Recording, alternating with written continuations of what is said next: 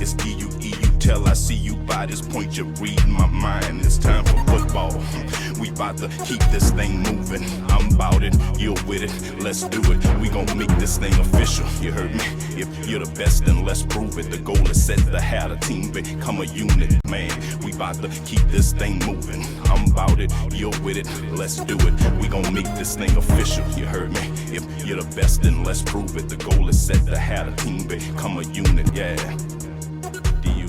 Welcome to Football Game Plan's NFL All 32 show. I'm Emery Hunt, the czar of the playbook, and today we're going to preview the Miami Dolphins and take a look at their upcoming 2020 season. But before we get started, let's take a look at some of the key storylines heading into the Dolphins season as we go into our 4-minute offense. You can almost feel the excitement coming from South Beach as the possibility of quote-unquote tanking for Tua looked like it was going to be a reality as the Bengals were steadfast on drafting the Heisman Trophy winner Joe Burrow with the number 1 overall pick. Tua Tagovailoa was the quarterback the Dolphins and their fans wanted all along, and they were able to make that dream a reality this past April. In Tagovailoa, the Dolphins are getting a deadly accurate passer who excels in the RPO game. He's one that they hope will end their long search for a franchise guy since Dan Marino retired some 20 years ago. The main concern is his health, and can he stay upright for an extended period of time? The hope is that he can, and if he does, the Dolphins should finally get good, consistent play from the quarterback position. The Miami Dolphins were big spenders in free agency this offseason, bringing in 12 new players into the fold, and it wasn't just some run-of-the-mill back-end roster-type guys. Many of these free agents are expected to be frontline starters this upcoming season. You're always a bit leery of teams that go buck wild in free agency, but when you look at the names of Kyle Van Noy and Shaq Lawson, Byron Jones, Jordan Howard, Eric Flowers, these aren't guys that are on the downside of their careers. Most of them still have room to continue to elevate their game, and the fact that they chose to go to Miami definitely speaks volumes of what the Dolphins have put in place from a foundation perspective, that these players feel comfortable and excited to get down there and help move this organization forward. Last season, the Dolphins were dreadful in running the football. They were 32nd in the NFL, averaging only 72.3 yards a game. It was so bad that Ryan Fitzpatrick actually finished as the team's leading rusher with only 243 yards, which is why this offseason many assumed the Dolphins would be in the market for a running back in the NFL draft, considering they had a bevy of picks. Instead, they dipped into the free agency market and signed Jordan Howard from the Philadelphia Eagles while also making the draft day trade with San Francisco for Matt Breida. Doubling down on the position shows the sense of urgency the Dolphins had in getting better in the backfield. The new duo figures to pair up with Kellen Ballage, who battled some injuries last season, hoping to improve significantly in the running game department. Improving the offensive line was another key area of focus for the Miami Dolphins heading into this offseason. It was a big contributor to the lack of success in the run game, in addition to their quarterbacks getting sacked 58 times, which was tied for 31st in the NFL. Landing free agents like guard Eric Flowers and center Ted Karras helped strengthen them on the interior, and that's where the run game mainly happens. Also, by adding talent like tackle Austin Jackson out of USC and a versatile offensive lineman Robert Hunt out of Louisiana in the draft helps them on two fronts. It allows them to increase the athleticism and versatility of the unit while also picking up 2 potential starters, as well as Jackson is slated to start at one of the tackle spots while Hunt is viewed as a potential starter inside at guard.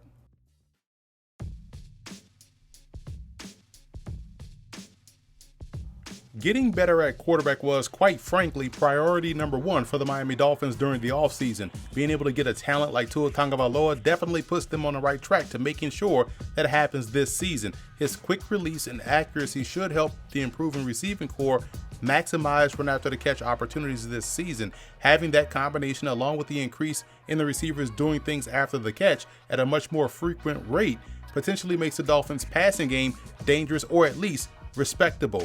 Ryan Fitzpatrick returns after essentially turning around their season last year. As soon as he was inserted back into the starting lineup, their offense looked markedly better.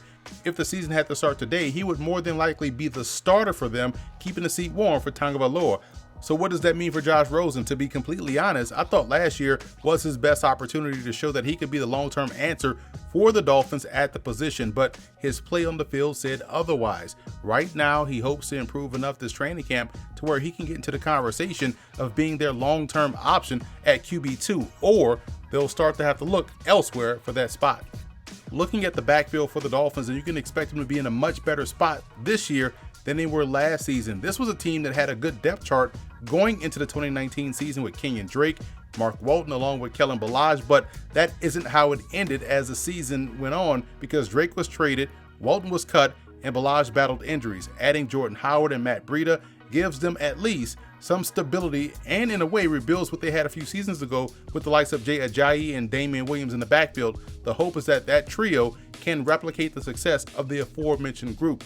Now, they also add the athletic Malcolm Perry to the mix as well. The former Navy midshipman option quarterback was drafted in the 7th round, and many thought he would be a slot receiver, myself included, but the Dolphins view him as a running back. He's very dangerous with the ball in his hands and gives them some versatility, or adds some versatility to that backfield, something that they didn't have before. So we should see a much better group this year and much better output on the ground coming from Miami. I thought the receiving core made significant strides last season for Miami. You can start with Devontae Parker, who went over 1,200 yards last year, averaging 16.7 yards per catch and scoring 9 touchdowns. That was the first time in his career where he played in all 16 games and finished with the most targets in his career as well. All of that shows you that Parker has become the #1 option on this team and figures to continue to trek in the right direction. Now, he'll have some good company with him as the team will get back a healthy Preston Williams, who tore his ACL late last season, who proved to be a find last year as a rookie undrafted free agent out of Colorado State. Williams was progressing at a high rate and figures to be their #2 option out there on the perimeter. You look at Allen Hurns, Albert Wilson, Jakeem Grant, those 3 guys will battle it out for that 3rd spot in the passing game. I think Grant and Wilson are lightning quick players and instantly create short area space from the defender. We finally saw the tight end position get utilized in Miami with Mike Gesicki, who hauled in 51 receptions for 570 yards and 5 touchdowns. All were second on the team. He enjoyed a breakout second season and looks to be one of the budding stars at the position in the NFL, as he's become a matchup problem inside the red zone. He figures to be their only threat there in the passing game, as Durham Smith and others are essentially serving in a blocking capacity. We spoke earlier about how the Dolphins wanted to vigorously address their offensive line concerns with free agency and the NFL draft, but it is also important to take a look at some of the returning players who figure to play a prominent role this upcoming season. I thought we started to see some improvement from the play of tackle Julian Davenport as the season went on. Remember, he came over midway through the year in a trade with the Houston Texans. He's penciled in as one of the starters at tackle and figures to be one that they'll have to hold off one of these new incoming players. Jesse Davis was given a contract extension and is versatile enough to play either guard or tackle. I think when you look at Davis and guard Michael Dieter, who started 15 games last year as a rookie, in conjunction with rookie Robert Hunt from Louisiana, it looks like a 3-way battle for 2 spots on the offensive line. And depending how quickly Hunt gets up to speed and with how healthy he is, he could be in line to start. And I think he's adamant on playing tackle, but isn't closing the door on playing guard. Those 3 will make things very interesting during camp along the offensive front. Eric Flowers and Ted Karras figured to start at left guard and center respectively, and with veteran Danny Isidora, who missed the majority of last season with an injury, and rookie Solomon Kindley from Georgia, the Dolphins have not only found frontline starters this season, but also have strengthened the depth across the board this past offseason.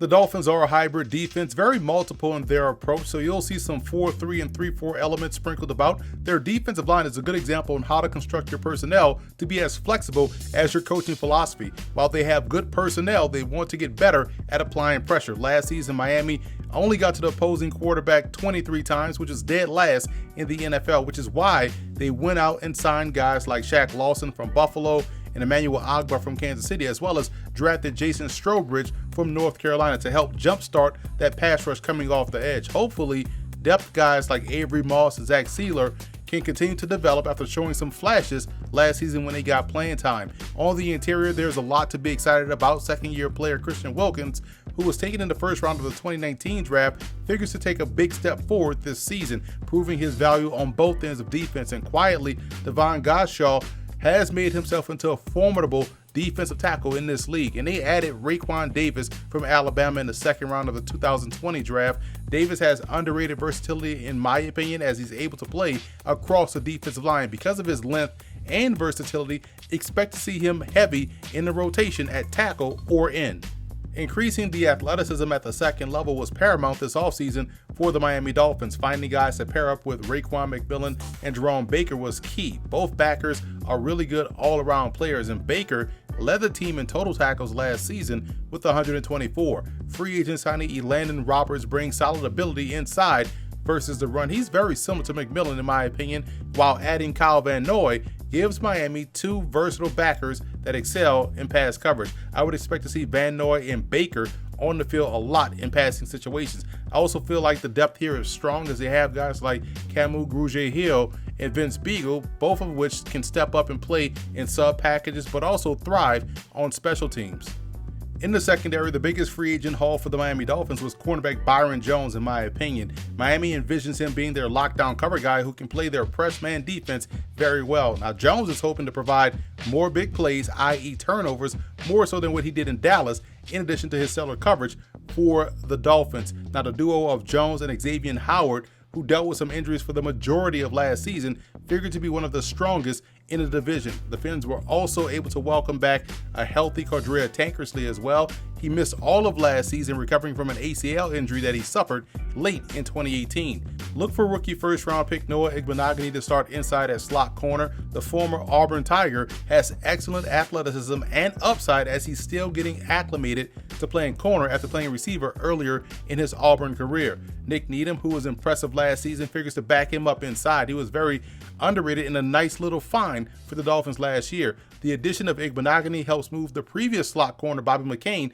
to safety full time. He has good spatial awareness, and it's because of that reason the Dolphins feel more comfortable with him playing out in bigger space. It helps them get more playmakers on the field. The other safety spot is manned by another former corner in Eric Rowe, who finished second on the team in total tackles with 81. It's clear to see what the Dolphins are trying to accomplish on the back end. They won't cover guys across the board, and with the way they've constructed their starters and key reserves, I think that accomplishes that goal. Keep an eye out for rookie safety Brandon Jones from Texas, who could serve in either safety spot as well as an overhang defender. He'll provide good depth along with second-year player Steven Parker, who played some solid ball last season, picking off 2 passes and logging 4 starts.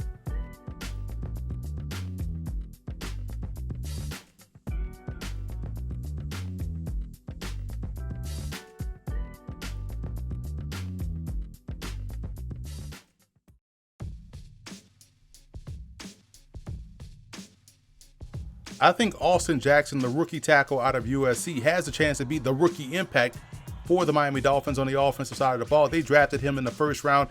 I think his game was underrated throughout this whole draft process, and we'll see him vie for a starting spot, whether that's on the left side or on the right side.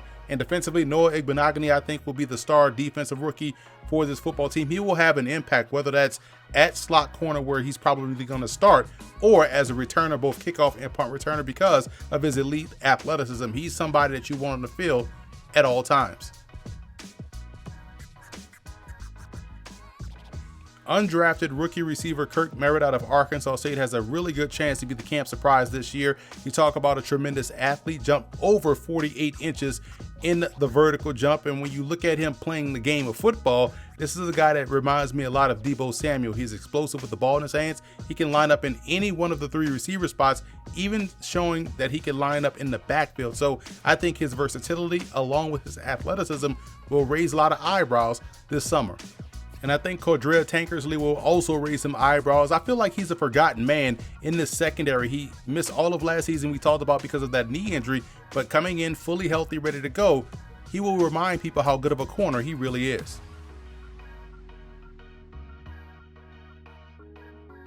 Tua Tagovailoa is the biggest offensive X factor for the Miami Dolphins. I didn't pick him for the rookie impact because I think he's going to start the season probably backing up Ryan Fitzpatrick. They're going to bring him along slowly, but obviously when he hits the field, they need him to be the star. This is a guy that has that deadly accuracy that we talked about, and if he can be that for this football team, they can go far. And the biggest X factor on defense is going to be the free agent signee Byron Jones. They brought him in to be their lockdown guy. He's going to have to live up to that billing each and every week, especially when you think about some of the receivers that he's going to see week in, week out in the AFC East.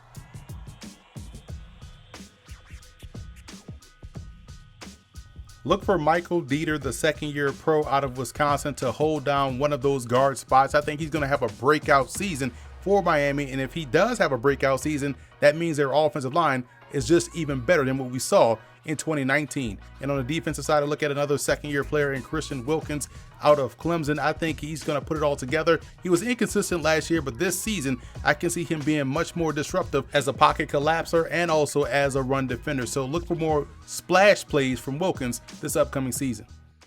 Football Game Plan is brought to you in part by Ninth and Lux. Visit the website ninethandlux.com and check out the clothing gallery.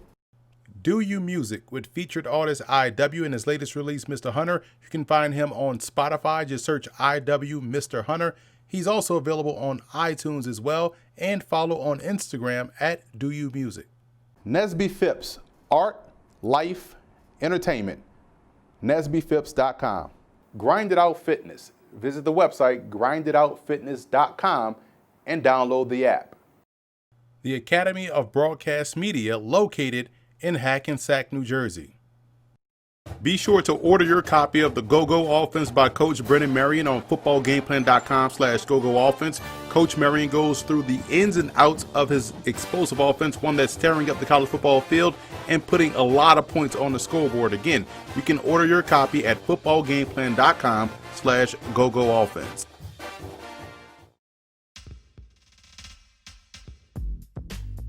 One of the reasons for optimism for the Miami Dolphins is head coach Brian Flores, who's entering his second season as the lead guy in charge with this football team.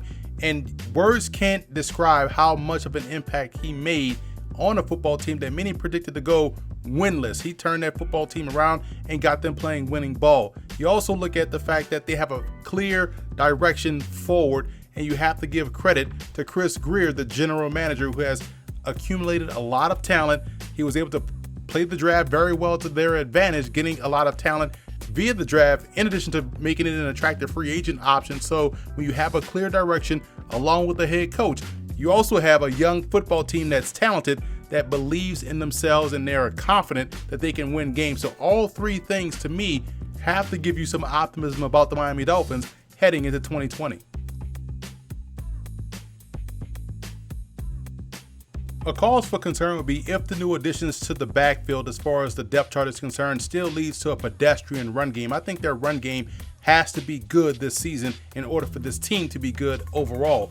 And if they rush Tua to play, I think that could be a problem long term for Miami. So allow him to work himself back into football shape, ease within that offense before you put him out there on the field. I hope they don't rush him out there too early, because it could do a lot of damage long term. And as much as we talked about all of the free agent acquisitions and how talented this team looks on paper, if all of those new players that are coming into the fold, because of what we're going through with COVID-19 and the lack of mini camps, the lack of OTAs, if they don't have the time to gel and they're just names on the paper and guys just out there on the field without cohesiveness, it could be a problem. So they're going to have to gel quickly during training camp in order to hit the ground running this upcoming season.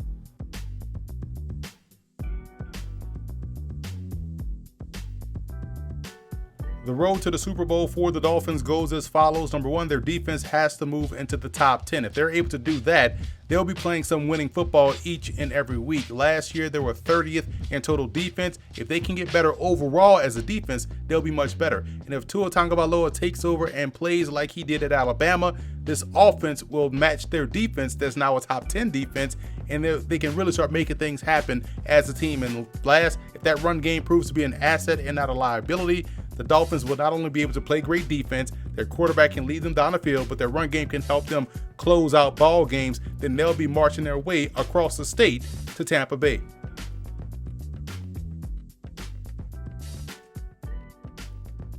I have the Dolphins finishing third in the AFC East. This is going to be a very good team, more like what we saw on the back end of last year when they went 5-4 down the stretch. Now, with the new playoff rules, this could be a team that could be in the mix for that final 7th playoff spot because of what they've added and the coaching staff that they have in place. So that's a wrap for this edition of the NFL All 32 show. I'm Emery Hunt, the czar of the playbook. Be sure to follow me on all of my social media accounts, and don't forget to check out and subscribe to the Football Game Plan Network located at youtube.com/footballgameplan. Also subscribe on iTunes to Football Game Plan Podcast and leave us a 5-star rating, and keep it locked here on the Football Game Plan YouTube channel, where we're going to have a ton of Miami Dolphins video content coming down the pike with our starting lineup, which talks about fantasy football, our Football Game Plan best bets, which we will take a look at some of the top prop bets for the Miami Dolphins heading into the season, and our All 22 show, where we go into the film room and break down the Dolphins more in-depthly. It's D-U-E, you tell I see you by this point, you're reading my mind. It's time for football. We about to keep this thing moving. I'm about it, you're with it, let's do it. We gon' make this thing official, you heard me? If you're the best, then let's prove it. The goal is set to have a team become a unit, man. We about to keep this thing moving. I'm about it, you're with it, let's do it. We gon' make this thing official, you heard me? If you're the best, then let's prove it. The goal is set to have a team become a unit, yeah.